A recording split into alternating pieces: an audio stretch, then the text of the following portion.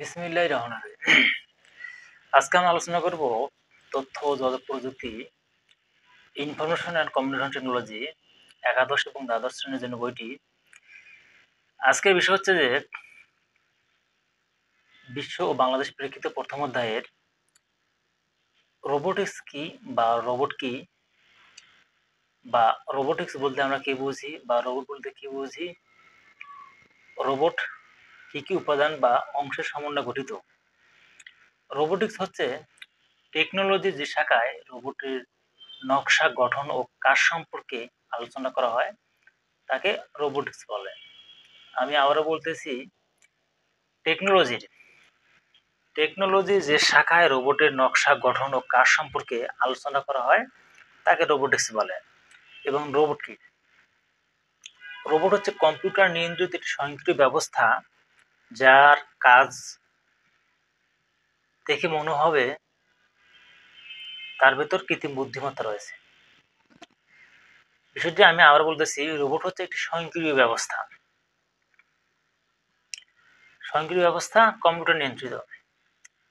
Robot হচ্ছে computer নিয়ন্ত্রিত একটি স্বয়ংক্রিয় ব্যবস্থা যা মানুষের মতো কাজ করে অথবা তার কাজের ধরন দেখে মনে হয় যে তার ভেতর কৃত্রিম বুদ্ধিমত্তা রয়েছে। আমরা এইভাবে লিখতে পারি যে রোবট হচ্ছে কম্পিউটার নিয়ন্ত্রিত একটি স্বয়ংক্রিয় ব্যবস্থা যা মানুষের মতো কাজ করে বা তার কাজের ধরন দেখে মনে হয় তার ভেতর কৃত্রিম বুদ্ধিমত্তা রয়েছে। যে কোনো একটি সাধারণ রোবটে মোট 4টি উপাদান বা অংশ থাকে। এই 4টি উপাদান বা অংশের সমন্বয়ে রোবট গঠিত হয়। এখানে প্রথম অংশ হচ্ছে পাওয়ার সিস্টেম, দ্বিতীয় হচ্ছে অ্যাকচুয়েটর, এবং তৃতীয় হচ্ছে অনুভূতি, এবং 4 হচ্ছে পরিবর্তন বা ম্যানিপুলেশন। পাওয়ার সিস্টেম, এখন আমরা আলোচনা করব পাওয়ার সিস্টেম কি। আসলে পাওয়ার সিস্টেম বলতে বোঝায় সাধারণত লেড অ্যাসিড রিচার্জেবল ব্যাটারি দিয়ে পাওয়ার দেওয়া হয়।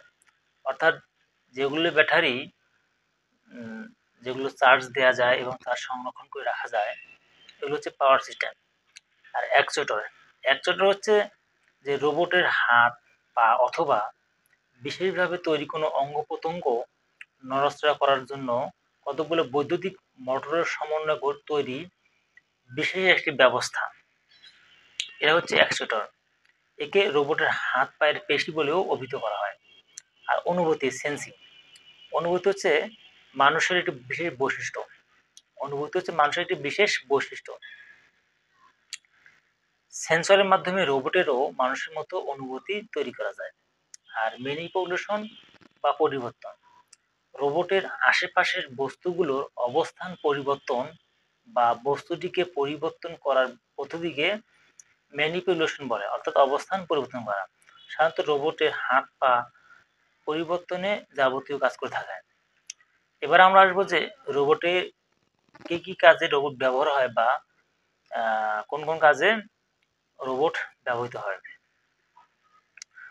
রোবট ব্যবহৃত হয় মহাকাশ গবেষণায়, এছাড়া স্বয়ংক্রিয়, যেগুলো আসলে মানববিহীন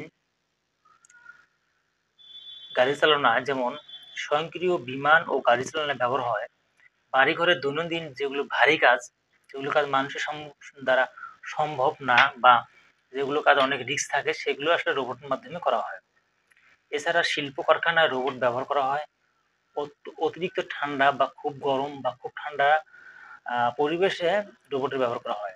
এছাড়াও ওয়েল্ডিং এর কাজে রোবট ব্যবহার করা হয়। মাটির নিচে বিভিন্ন খনিতে, যেগুলো আসলে মানুষের দ্বারা অনেক ঝুঁকিপূর্ণ, সেগুলো কাজে রোবট মাটির খনিতে এদের ব্যবহার করা হয়। এই হচ্ছে রোবট। যদি এর মধ্যে যদি কোনো প্রশ্ন থেকে থাকে তাহলে আপনারা কমেন্ট করে জানাতে পারেন। অবশ্যই আপনাদের প্রশ্নের উত্তর দিতে আমরা প্রস্তুত রয়েছি।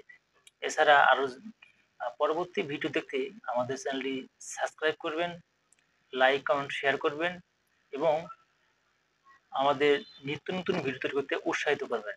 আজকের মতো এখান থেকে বিদায় নিচ্ছি। পরবর্তী ভিডিও দেখার জন্য আমন্ত্রণ জানিয়ে এখানে সমাপ্ত করলাম।